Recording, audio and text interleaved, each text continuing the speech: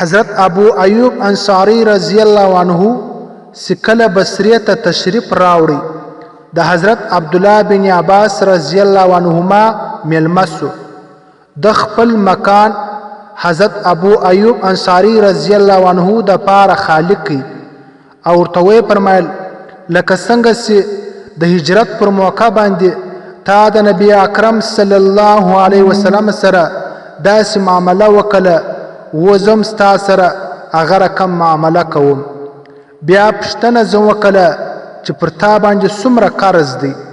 حضرت ابو ایوب انصاری رضی الله عنه ورته فرمایي چې پر ما باندې 100,000 باندې دی. نو حضرت عبدالله بن عباس رضی الله عنهما 40,000 ورکړي او د هغه سره 100 غلامان یې ورکړه او ورته ویې فرمایل چې په دې کور کې چې څومره سامان دی هغه هم ستا دپاره دی. عزتمندو مسلمانانو باعث موږ د دې واقعې څخه سبق واخو. زموږ تی په ښار کې زموږ تی په ملک کې څومره کونډې یتیمان سته، څومره مسکینان سته، څومره غریبان سته.